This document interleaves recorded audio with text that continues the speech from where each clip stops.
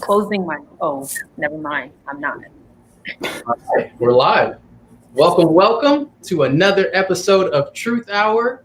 And we have a special guest, Miss Grace Julian.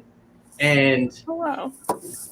just for some background, folks, Grace is currently an undergrad, and we're going to get a perspective that neither Shonda or I could ever give on the Gen Z outlook of the election. And this will be your first time voting, Ms. Julian? For president, yes? Yes, for president, because you've been able to vote in local and I think midterm elections. So excited to have her on here. I had the great fortune and opportunity to both teach Grace and coach her, and one of the most hardworking students and athletes, and one of only two students in my 11-year teaching career that ever made me cry. So this is a big honor for me. Love Grace and her family. So let's get into it. And the first question that I had was, what does it mean to you to be able to cast a ballot in this election? Well, I was actually just writing something right now about how a lot of people feel powerless for lots of reasons right now, and how voting, there's problems with it. I don't completely understand the Electoral College, but we know that it's not a perfect system, but voting is at least one way. It's better than nothing. It's something that you can do to feel a little bit of power. Even if you, when I voted in the primaries, I got a sticker and I was like, whoa. Getting the sticker after voting, it was like this symbol of, I just decided something personally that's adding to this much bigger thing. So for me, it's a way that I can feel a little more engaged with all of the craziness that's going on. And it's also a way for me to talk to older people in my life, and then also be a role model for younger people, but specifically for the older people to be okay, if I can do it, let's chat and figure out how you can do it too. So those are my two exciting things. Nice. Now, was the primary election this year, was that your first time voting? No, I voted in November of last year also. Okay. And then what was that experience like, for it to be your first time? And did you vote with any of your friends? Were you able to vote with some of your friends then? Well, actually, I got an email from the high school that I went to and Cliff taught at, and they're organizing this Zoom call to inform anyone who wants to on I have my voters pamphlet here on the issues. And so when I was a senior last year, 2 years ago, I don't even know what year it is. Anyway, I was really engaged. The first time that I voted, I really wanted to talk with my friends about what exactly we were voting for, because the wording is so confusing. So that was something that I wanted to just understand, and I'm glad that schools are doing that now. And then I vote. I have two parents and no siblings, so I sit down with them and we don't always vote for the same things, but we make sure everybody knows what's up. So that's how I did it. And it was awesome. It felt like the SAT a little bit, but in a nice way. I think that's the thing I appreciate. Not just about you, and that's why I wanted you on here, but just thinking about your generation, because I'm not sure, Shonda, you might disagree. I'm not sure if we had I think the level of depth of the conversations that this new kind of generation of voters is having with their parents and with adults. I was not having that at 16, 17, 18 with my father, or with definitely not with my teachers.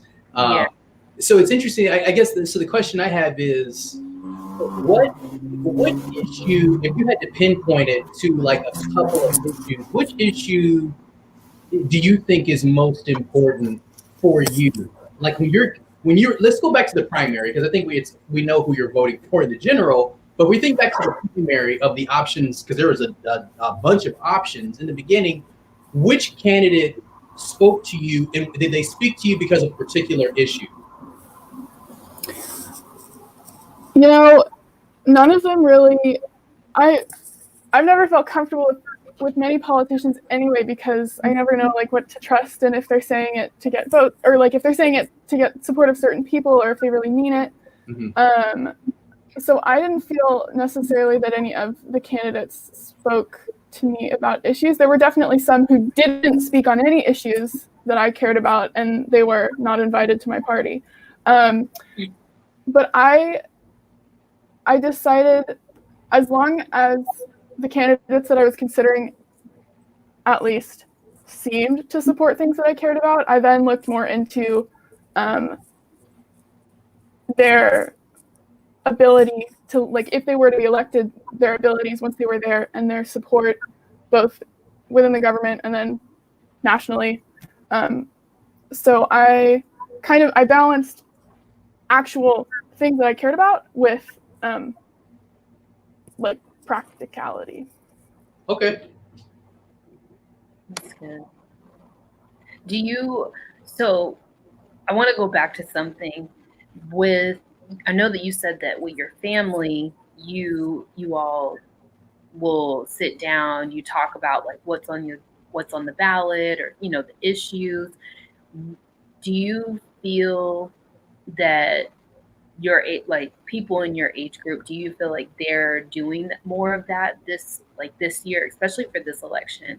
I know you mentioned that your school, they were holding a Zoom call, but what is it that you think that we could be doing better in having those conversations, so that you're not leaving you all out? Yeah, I don't know much about other people my age. I don't know much about their experiences. The few people that I do talk to about like their family relationships have very, very difficult relationships with the rest of their family, and with the skills that they have, like this is things that I talk about with a few of my friends all the time. Like, we really want to have these conversations and to talk through things that we're passionate about and issues that we really want to vote on with the people that we love or our family with, but we don't even know how to approach that because it's so charged. So actually, I would say more people that I talk to don't even approach talking to their families because they know that it's just going to end in sadness. But your question was, what can we do? So I think providing skills to start non-defensive conversations, I think, is the first step. Ideally, things just wouldn't be as charged, but I don't think we can do that right now. Yeah, I don't have that skill. So and when I say that skill, the skill of engaging with folks who I fundamentally believe have an intention to not specifically do me harm, or my friends of color harm, or people who are traditionally in marginalized communities. But if I believe that they just don't care, whether it be because they have particular privileges or they're unaffected, which again I guess would connect to having certain privilege, I really struggle to engage with those people. You do not. You have a way of kind of humanizing folks who have a different view than you, and I'm curious, like, what strategies do you employ to accomplish that? Well, so thank you for that. I definitely try to humanize them in my words. Inside of my head, same feelings. So it's a big conflict. But the things that I try to do specifically because I talk to a lot of older people who are fundamentally ideologically different than me, but I am close to, so I continue trying to talk with them. I want to get them in the position to have to explain exactly why they believe what they believe. So I ask, like, what do you mean by that? I don't understand. Please tell me more. Because either I have to get them to admit something that's horrible and gross and bad, or they say, wait, what did you say a couple minutes ago? Maybe I can shift this a little bit. But I do have lines, like I do a caravan with a car caravan protest with Donna Hayes, who's the grandmother of Quantis Hayes, who was killed by Portland police in 2017, and she makes buttons they're not next to me, but she makes buttons of many victims of police brutality and their families and organizations, and I wear some of the buttons when I go see people and have these conversations, but sometimes I don't even want to approach a topic with them, because if they say certain things about a certain topic that, like, I'm thinking specifically of Christopher Kalanji and how he was killed in Portland, and it had a lot to do with his mental health.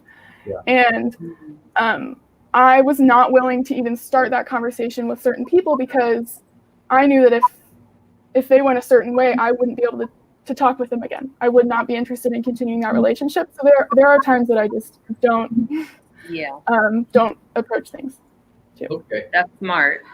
That's smart. So you do practice some self-care.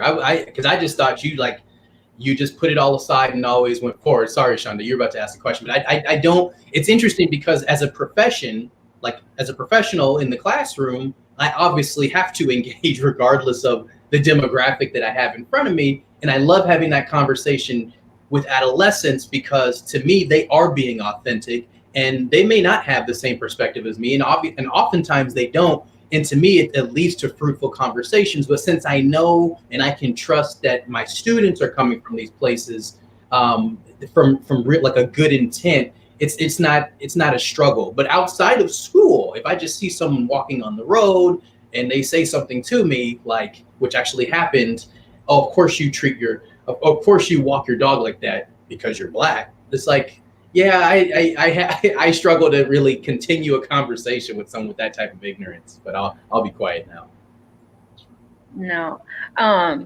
No, Grace, I just wanted to add in to what you're displaying. I feel happens a lot of times when we're in college. Like, you leave high school and then you go to college, and that gives you the opportunity to really find your voice and have you form your own opinions. And I don't know if you had this experience in high school. It sounds like the school that you went to, they allowed that. And so I just wanted to ask you, like, did you have that experience before going to college, where you felt your school, like the classroom, they challenged students to have these conversations? Because one of the things I'm finding is that they don't happen early enough, and we then place this expectation on young adults. So college, the college age group, we then expect them to just walk in and have these conversations. So I want to know, like, what was your experience like in high school? Yeah, so I think my school, I was very, very privileged to be able to go to the school that I went to and have the amazing teachers, including Cliff, that I had. And the school has some really wonderful aspirations. They're not always met in the classrooms, but there are amazing teachers and faculty that provide the spaces outside of class as well. So if I was in a class and they said something that I was like, hey, we could develop this idea further, and I tried to bring it up, either we could talk about it there. We were never shut down. Well, most of the times we were not shut down. But if it wasn't possible, we could still have those conversations outside, and it at least wasn't discouraged. But yeah, I don't. It could definitely, I think it needs to be not just encouraged, but required, being able to to approach conversations. You can't assume everybody thinks like you, and you need to be able to talk with somebody. You can't just shut off conversation with, half of the US, because that's super unproductive. So it should be required to learn how to do that. All right, last question. And okay. Sorry, we're writing messages. How do you think you can help other young voters get involved?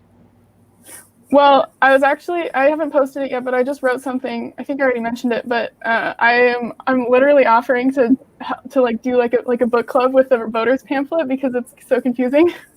So it's not confusing, it's just dense. Not that I have many Facebook friends, but if anybody wants to talk about it, I seriously put on the front of my house, I put all my protest signs out, and then I wrote next to them, if this makes you uncomfortable, if this makes you angry, if blah, blah, blah, if you want to talk at all, knock on my door, send me an email, let's have these conversations. So, and I'm trying to do similar things with that, with like, do you know who you're voting for? Do you know what you're voting for? So I'm just trying to ask questions and then offer my assistance. I appreciate that. Educated, but I'll do my best. No, I love that. A voter book club. I've never heard of it. Right. I really like that. Okay, Grace, we're gonna be talking more about this, so we can help you get some people in there, because I know people that are in Oregon. I believe they're in Portland. You're in Portland, right? Mm-hmm. I'm in Tigard, but right outside of Portland. Okay. Well, we will definitely talk about this, because that's awesome. Portland's got some really important police transparency stuff going on. So if you know people in Portland, 126 I think is the measure. All right, last question. We wanted to know, and this is we don't need an in-depth analysis. Don't get into this. It's just, what was your impression of the vice presidential debate last week? I read an article from The Root that was like an interview with The Fly, and I highly recommend that. I'm glad it was less interrupty than before. I think there was some evasion on both sides, but I was enamored by how Kamala spoke and how she responded, and I might not have agreed with everything that she said, but I think that she is a great advocate and has knowledge, and I didn't even look at the other half of the stage. So. All right. Well, that's honesty. That's honesty. Thank you so much. Love having you, and hope to have you back. This was excellent. You're the best. It was fun. Thank you. Thank you, Grace. All right. So we're going to. Wasn't she great, y'all? We're going to now join in on IG Live. They had 15 minutes to watch it on YouTube and Facebook. You got a nice little special sneak preview. Now I'm going to turn down volume on the computer. I'm going live now. Oh, okay. Turn that down. All right. Thank you all for joining. Apologies for the wait, but we had a special guest join us, Guest Grace Julian, and we were discussing the election and what it means to be a first-time voter. So for those of you that were joined us on YouTube and Facebook to watch that interview, thank you so much. And Grace was wonderful. We'll have to have her back sometime. Okay. Let's see if we got Shonda. Of course, this happens to us. All right. It's coming along.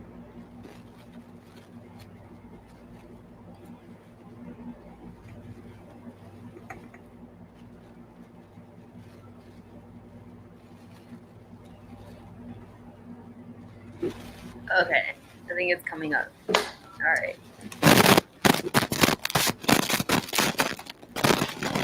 Can you hear me? Okay. Yes, this is good. Let's get it. Okay. So, quick recap for those just joining on IG. We had the wonderful opportunity to interview Miss Grace Julian over on Facebook and YouTube for the first 15 minutes of the show to talk about the election and what it means to be a first-time voter. So that's the reason for the 15-minute hiatus. We have to tell IG to let us add more people into the live so we can make that happen for you all. But we finished off with the transition into the VP debates. We're going to jump right in. Oh, before we get there, I want to thank everyone that sent me well wishes as I was working to recover from COVID. I'm feeling a lot better. Most symptoms gone. And so when you don't have Walter Reed and a team of doctors to work on you, then yeah, it takes a little bit longer to recover. So we're back, and I'm excited to be back. So the VP debate, I got a question for you. You have a question for me? What if I have a question for you? Well, I'm going first. Of course. Go ahead, Cliff. What do you think of not only Senator Harris, but Vice President Biden's refusal to answer the court packing question? And for those that might be unaware, just quickly, court packing, there's a claim by both Vice President Mike Pence and President Trump that if Biden were to win the election, he intends to nominate multiple justices to the Supreme Court, known as court packing, in order to accommodate or account for the discrepancy of conservative versus liberal justices. So what do you think about those two not answering that question in either debate? Yeah.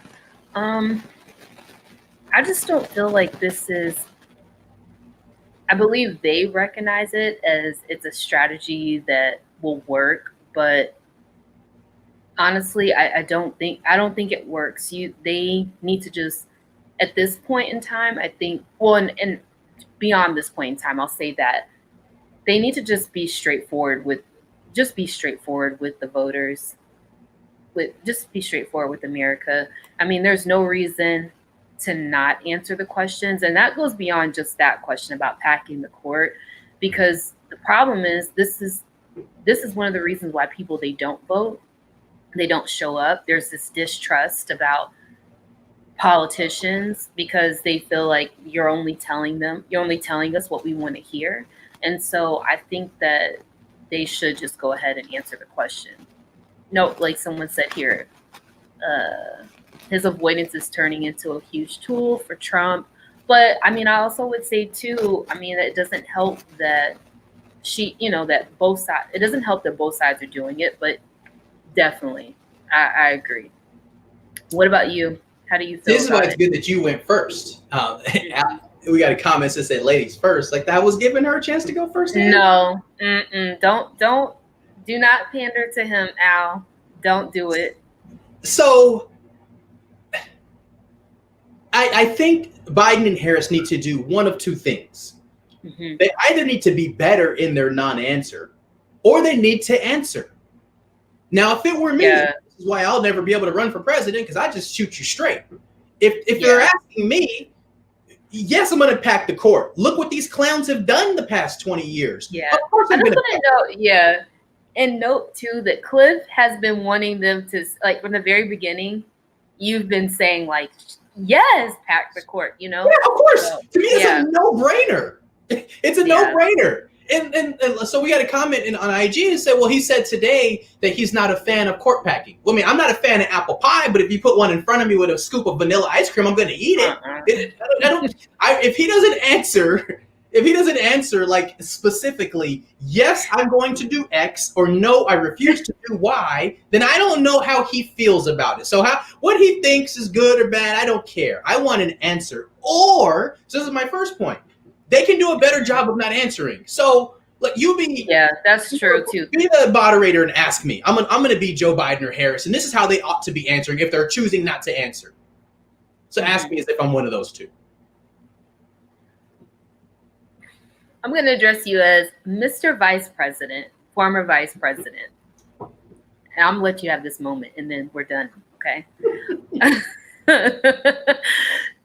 How would you, if elected, how would you then decide to handle the nominations for the next Supreme Court justice? As I've stated multiple times before, and I'm going to say right now for the last time, I'm not going to allow this question or the answer to that question to become a distraction to my campaign. Right now, I'm focused on what's going to most benefit the American people, which is COVID-19 relief. And this president and this vice president refuse to do what's right for the American people. Instead, what they're trying to do is rush through a nomination in record time in order to upend a law that's actually providing them health care coverage. So I'll appreciate if you ask me another question, because if you choose not to, I'm going to give you the same answer. So let's be more productive with this conversation. I don't know why they won't do that. So I just want to add into, but then the next part would be when, again, I said when you are elected president. And I would say, so then you would build off of that. I'm gonna say I'm not going to assume. I'm not going to take voters for granted, because we did that 4 years ago, and we don't have the White House. I think it's important to continue to reach out to voters in Wisconsin, and Michigan, and Nevada, and Pennsylvania, and Ohio, and Florida, and North Carolina, and all across the country. So I'm not going to assume that any outcome is going to happen. I'm going to hope that the American people entrust in me what the responsibilities of the presidency. Yeah, but that was great though that what you did is, because you're saying that it's a distraction from the issues that we should be focusing on. And you saw the comment that they left? Yeah, I did. Yeah, he gets excited. I'm healthy.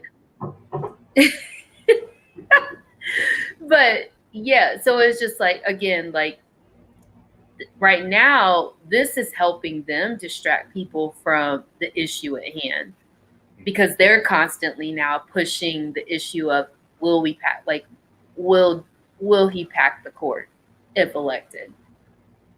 But I mean, part of her answer though last week too, was it her answer or was it Joe Biden's answer? Is that 50 judges and none are black? Exactly. Well, it's that, and then also the type of people that they've been placed on the court, ones that are not qualified. I mean, slightly good answer, but at the same time, I'm in agreement with you that they definitely need to find a better way, because this is something that will be in the news circuit for like the next few weeks with the nominations. And a quick note about Pence. With the hearing. I'll follow your lead on when we need to transition to Trump and COVID. But it's remarkable, and I kind of warned my students. I was like, well, this is going to be a much more civil discourse, because you have a former governor who is adept at avoiding answering questions directly, and you have a former attorney general who prosecuted for the majority of her professional life. So it's going to be a very different way of folks engaging, because I kind of believe that Kamala Harris is actually more qualified than Biden, but that's another conversation. So the conversation between Pence and Harris, I believe as an academic, was probably more useful in some regards. But he has this way, like this Kellyanne Conway way of avoiding answers. It's frustrating and admirable at the same time, because you have to be able, and this is much to kind of Trump's inability. I think it highlights Trump's inability to avoid answering questions. Sometimes people say, we want you to tell it how it is, but sometimes how it is not what's in the best interest of your constituents. So you got to avoid how it is, and you got to talk around it. And he did, I think, a masterful job of talking around it. Oh, yeah. But it's also, too, it's his delivery. His tone was so, I think that's what was distracting people, because he was so calm and he was here the entire time. So it's like, if you're just listening, you totally forgot the question that he was supposed to answer. Yeah. If you don't pay attention. Yes. But I mean, it was clear that he definitely was avoiding. He constantly interrupted. Then if he avoided the question, he wanted to come back and then answer it later on a new question. He wanted to then double back, and like he interrupted that much. I think he moved past his time cues multiple times, but in terms of interrupting, I mean, and maybe it's like I'm interrupting her. Oh, I'm sorry. I Did you miss her when she had to tell him I'm talking? Speaking. Yeah, I mean, I'm sure, speaking? but yes, not as much. I mean, no, not as much as Trump interrupted Biden, but yeah, it still was. and that's probably not the best standard to use because he's on another level in competence. Right. So in belligerence. Right. So we won't use that as a standard. Mm-hmm. Yeah. All right. So last week, 2 weeks ago, I don't know. 2 weeks. I was thinking you're going to go into the other debate, but okay. Two weeks ago, Trump tested positive for coronavirus, and he joined me and 7 million other Americans. But the difference is, I truly believe his could have been avoided. He's been so irresponsible in flouting the guidelines of his own CDC director, his own CDC, his own COVID group of individuals led by Mike Pence. Mm-hmm. Heck, they had a gathering on the White House lawn where chairs were positioned directly beside each other, and only 2 people in the audience were wearing masks. And I think we had this conversation a while ago as it relates to the last day of the Republican convention. And it's like they just did it again. And then that turns out, and as we heard from Dr. Anthony Fauci, that was a super spreader event. Right. And so when you're irresponsible, when you misbehave, when you put people's lives in danger, what happens? The president tests positive and contracts the virus. His chief advisor tested positive. Hope Hicks tested positive. His communications director now, what is her name? Kayleigh McEnany tested positive. And Kellyanne Conway's daughter and Kellyanne Conway tested positive. Those Tom Tillis tested positive. Senator Tom Tillis, who was in the crowd right next to somebody, tested positive. And it's like, if you can go around the horn, just looking at the image of the folks who attended the ceremony for Trump to acknowledge who he was going to nominate to the court. And to me, it's like, of course these people were infected at this super spreader event. And he doesn't care, Shonda. He had another rally just 2 days ago, right? Am I crazy, in Florida? Yeah. Yes. Yesterday. I don't know what it would take for him. So usually, like, think about what we were kids, and for those of you whose parents believe in corporal punishment, that's not everyone, I understand. But for those of you whose parents believe in corporal punishment, I mean, if you've heard the statement, a hard head make the soft ass, you learn not to repeat the same mess, right? If you got a whooping for doing something you weren't supposed to, typically you don't go back and do the same thing. Why is he doing this? Yeah. I don't know how there's no one in his, in his inner circle that can't, he's not Cliff, but guide him? You mean the same people? Cliff, he is not getting ready to listen to any of those people in his circle. Apparently, they've been saying things to him, but I believe what he's shown us after the last 4 years is that he's going to make his own calls. I mean, the fact that you put your own security detail at risk, I don't understand it. Secret Service, they should not have, like, to me, that was such a bad call to now have to put all of those people at risk because you are choosing, because you want to now parade around the city waving to people to show to your vote. I mean, really, that it was definitely a campaign, like a political move. I don't understand that. I think it was an ego move. I think he needed to. It is an ego. He's like, you know what? They got to see me. I can't sit up in this hospital. They have to come see me. Right. No, my guy, sit down, get healthy, and think about the error of your ways, and think about how you can help the millions of people suffering from this deadly virus. Right. And then if you're saying that you've humbled, you're claiming to have been humbled by this, then you would actually really take the time to think about all the millions of people that have been infected with COVID, the hundreds of thousands of people that have died from COVID, and what you could do better. And that's part of the reason why I just don't. I'm really having a hard time buying into the whole timeline of things. If in fact he had COVID, because it was just all the remarks that came after that are troubling to me. But I'm not here to debate if he had COVID or if he didn't. Okay. So I'm not.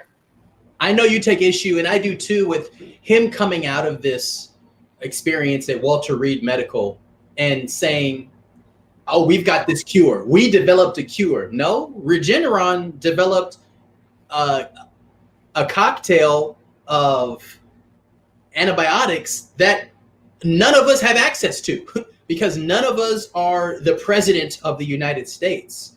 And I think you predicted that he was going to come out of this with claiming something like that. And I actually was sent today. I was sent today a screenshot on IG. Trump is now criticizing Biden because he doesn't have firsthand experience with the virus. Like, how is that a criticism? Right. What? I'm not the leader of this country right now. Not in my control. How and why? I'm really sick of them doing that, though. I was just gonna say, because they did that even with we talked about the other pandemics that were experienced under the Obama administration. So it's even, using that as a contrast to how he's handling this pandemic, like the pandemic with COVID. I just don't feel as if it's a fair, like you can't compare both. Yeah. And in terms of oh no, go ahead. No, it's maddening that he gets away, because essentially we would expect that the response of a person of good faith having this experience would be to come out, and I hate to use him as an example, but it's a good example. The Prime Minister of Britain, because after Boris Johnson came back from his bout in the hospital, and his was serious because he was in the ICU for 2 days when he contracted the virus. Similar to Trump, he's older. I'm sorry? Prime Minister. Oh, okay. Prime Minister of England. Oh, okay. So similar to Trump, he's older. Similar to Trump, he was obese. He came out of it and started doing what? He started biking daily. He started shutting down more parts of his country. He started increasing the amount of restrictions to ensure that people are not getting too close to each other. These are the types of responses that people have. It's like, I'm not saying like near death, which his might have been, we don't know too much, but it's beyond, like, I just don't, and I know I'm not being very articulate, but it's like, how do you explain, we have a leader of this country, we have a person occupying the White House in this country who refuses to accept scientific evidence to lead their decision-making, which is affecting millions of people. We're not talking about something that just went through an elementary school and it affects 30 people. We're talking about something that has killed 215,000 Americans. It's killed, of all the people in the world that have died from it, 20% of them have been in this country. And we've only got 5% of the world's population. I mean, I don't know what people think when they say, I'm going to cast a ballot for the dude that killed 20% of the folks who's died from this. What are your values then? If not life? Forget all the other stuff. Forget taxes, right? Forget all the other political ideology. What do you value if not life? But I mean, but that's the thing with him now touting that, oh, we have a vaccine, we have a drug that you could take. the comments here, it says what's frustrating is that he will come out of this completely fine because now his followers just will dismiss the virus altogether instead of taking it seriously. Yeah. That's how that is exactly how I felt. I knew this was going to happen. And so, the same people that are supporting him are the same people that don't care to wear a mask.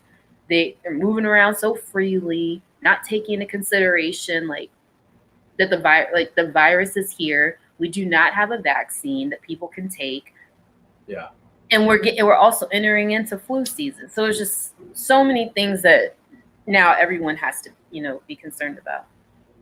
And to this comment, to this point, from Grace, money. I mean, that's the reason that he's touting Regeneron and he's touting these pharmaceutical companies. And I don't know if you got a chance to look at the screenshot I sent you a couple hours ago, but you have pharmaceutical companies who are now pulling out of phase 3 of their trials because they aren't safe. So like the conversation we had 3 weeks ago about whether or not we take the vaccine, hell no. No. He's trying to rush this process. And I broke down, I don't know if you guys remember, I can print out the notes again. Typically to come up with a vaccine is a 10-year process. This guy thought he could rush it to 6 months, and that sounds safe? Come on. No. We gotta think about the health and welfare of people. Mm-hmm. All right, so we're gonna move on to something that happened this week, and it could have ended towards the end of last week. These folks are part of a domestic hate group, and they liken themselves to be, and this is in Michigan, they refer to themselves as the Wolverine Watchmen. So this is a domestic terror hate group that had a plot that was snuffed out by the FBI because of their own stupidity. We don't have time to get into the details related to them accidentally writing to FBI agents, sharing parts of their plot with them. But the FBI snuffed out their plot to kidnap Michigan Governor Gretchen Whitmer. And also we learned today that part of that plot was also to kidnap the governor of Virginia. So, and the reason that they wanted to do this, not only because they were emboldened by the commander-in-chief, Donald Trump, but they wanted to start a civil war. And they were upset that Governor Gretchen Whitmer would have the audacity to impose restrictions on the citizens of Michigan to help them stay safe during a pandemic. And all we have to look at is Donald Trump's rhetoric directed at Governor Gretchen Whitmer, and it emboldened these people to commit this act of terror. Mm-hmm. Yeah. Look at the faces. These are the faces that we should fear in this country. White domestic terror hate groups, white supremacist hate groups. It's not Muslim groups. It's not immigrants. These are the faces.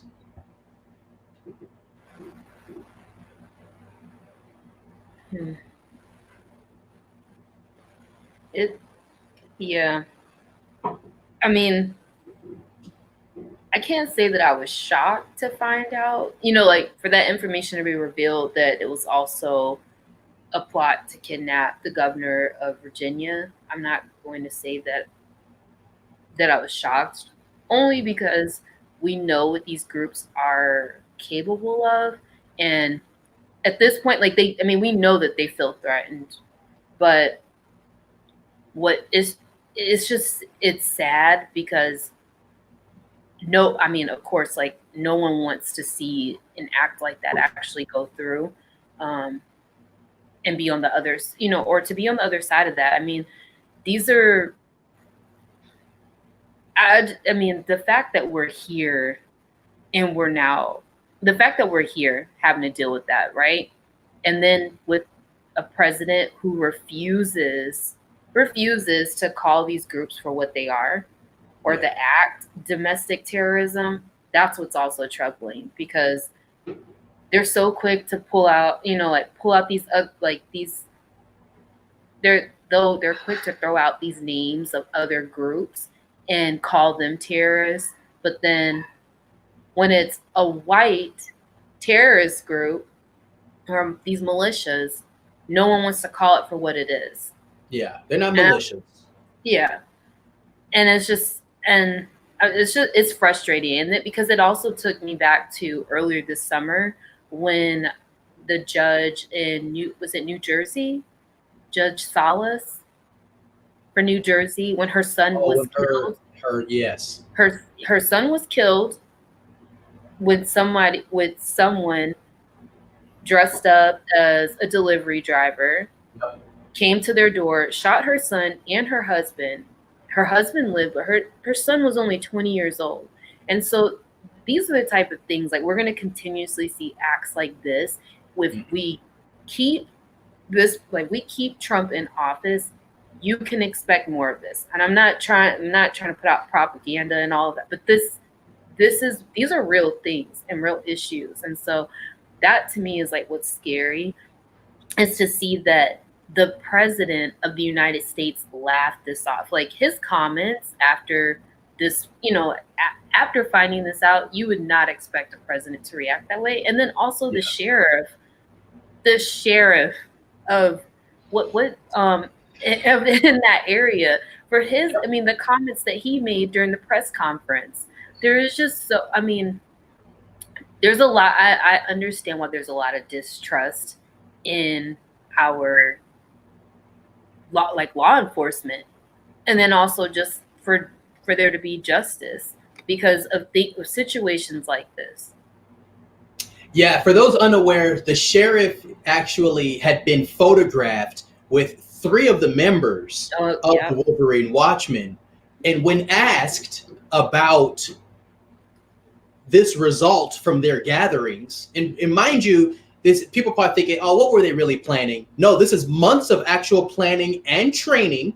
They found the weapons, they found the plans, and they had gone through the process of preparing. They wanted to blow up the bridge that led to her house to prevent first responders from assisting her. This was a serious plan. But anyhow, the sheriff in the press conference said maybe they were trying to conduct a citizen's arrest because of her COVID response. And it may not have been a kidnapping per se, but a citizen's arrest. No, right. You don't get to be violent as a response to political differences. That's not what happens. You get to cast a vote, like what we talked about at the top of the hour with Grace. You get to vote if you disagree with the decision making of elected officials. You don't get to kidnap them, blow up bridges, and try to start civil wars. That's not what you get to do.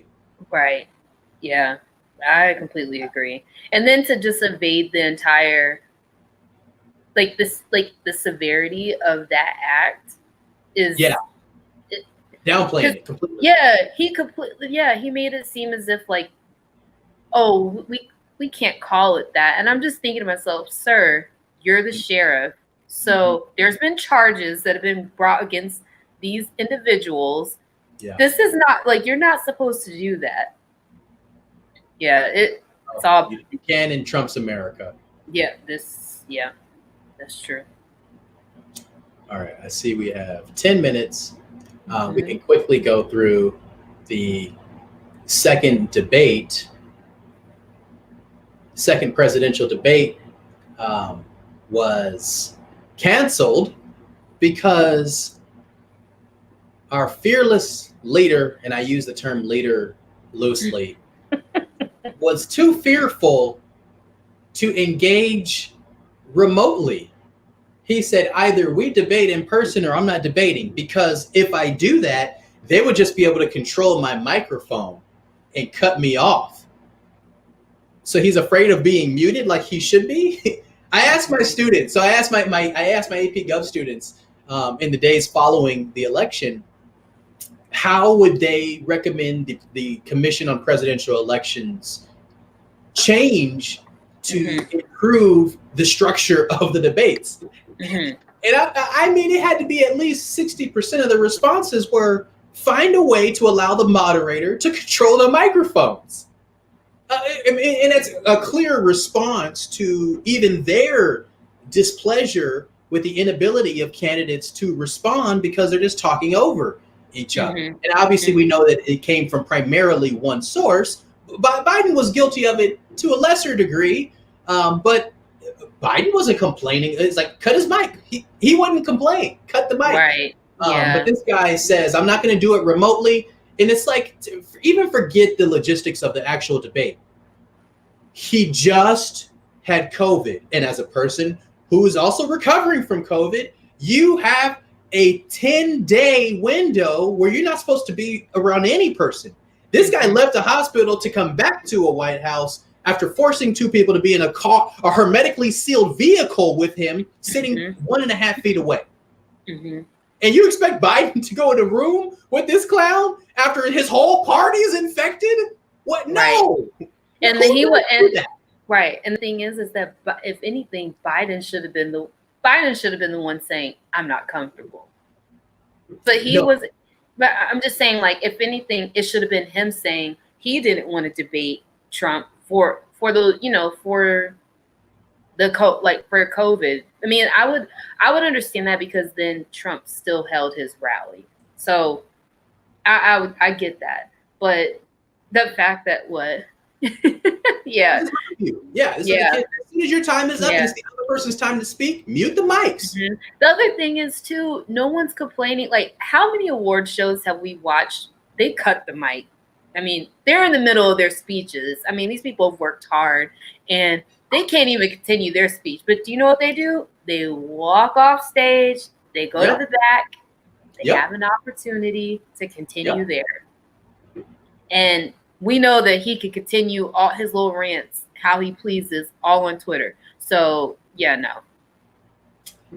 I'm all for them cutting the mics. But at the same time, what also it doesn't help. I mean, I don't know. Because of what we already saw, I really don't think it would have been helpful to even do a virtual debate, because that I don't think that would have been of good use. Because if they're not,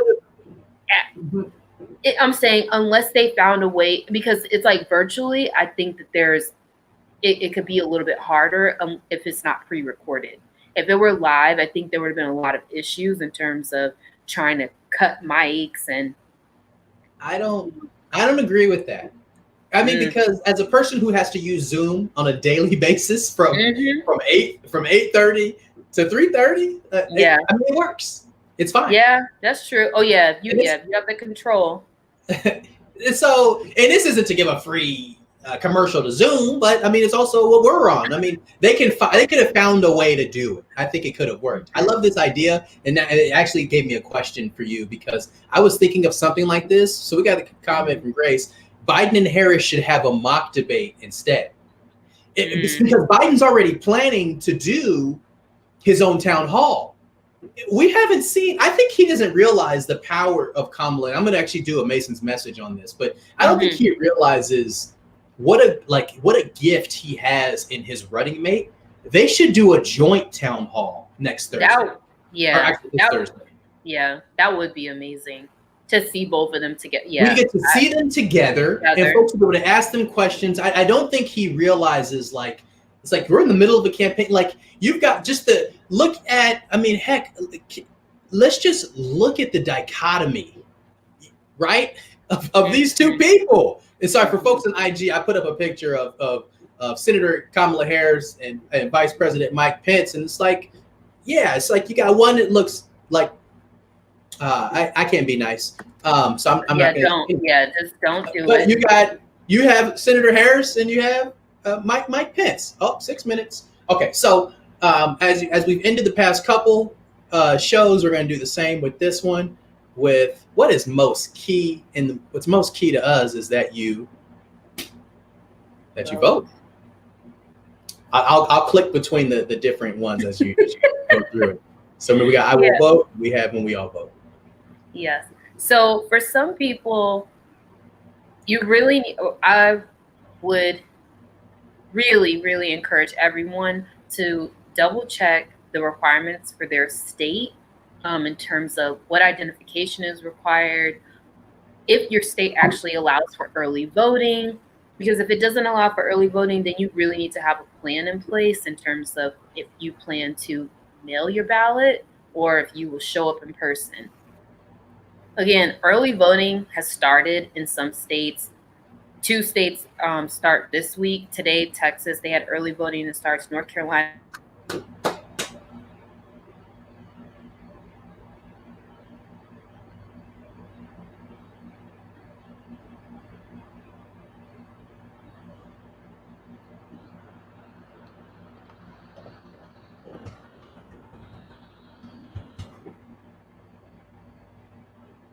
Address, and you can find out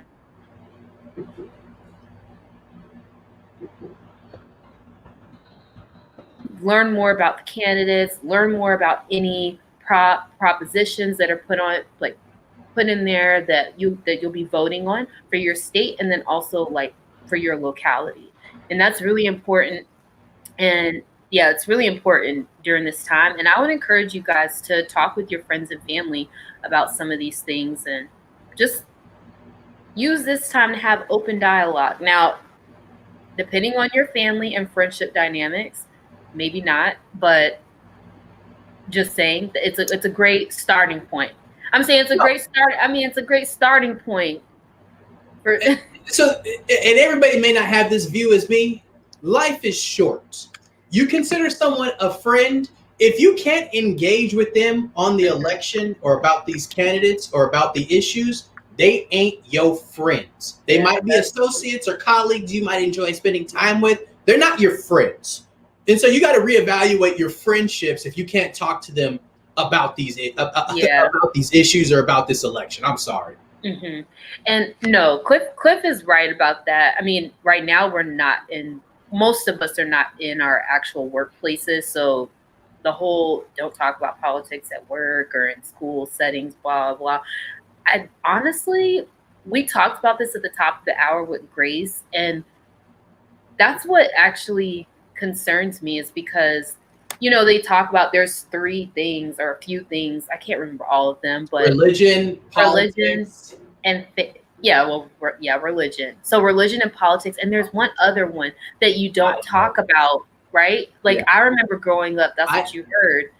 And so I honestly, to answer your question, I know this was like at the top of the hour, but I do feel like that actually is what harms us from being able to have these these very open, transparent conversations.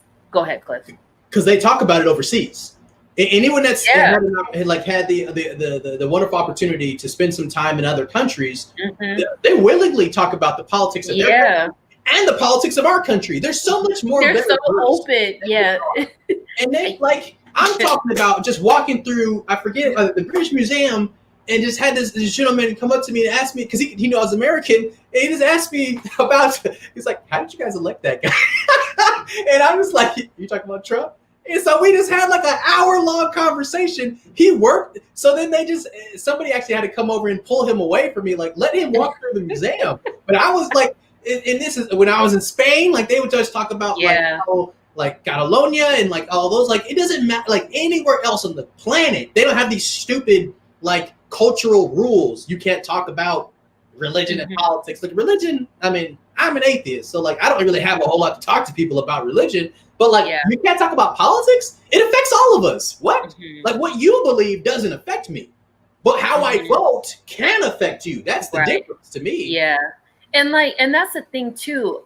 I mean, again, so Cliff just said he's an atheist. I'm a Christian, but that still doesn't change how me and Cliff are still friends, and we still are able to have these open conversations about why we feel the way we do, in terms of certain policies or just the way that we live our lives. And so I believe like there is a way for us to get to that. There's a way for us to get to that point if in fact we aren't so afraid of having just asking a simple question. Yeah. And I guess So, I think we got a minute because the sun is setting on me. I feel yeah, I saw that like right in my eye. just right there on you. Yeah. Oh man. All right. Well, thank you all for joining. Been another fun week of Truth Hour. Join us next week. Hopefully, if not at the top of the hour, because we don't know what crazy news will happen, we're going to be discussing cash bail. It's on the ballot here in California. But also Senator Harris discussed it in the VP debate. And so it's important. So we're going to talk about cash bail and we'll see what happens. Hopefully nothing too crazy. But thank you all for joining and we'll see you next time. Peace.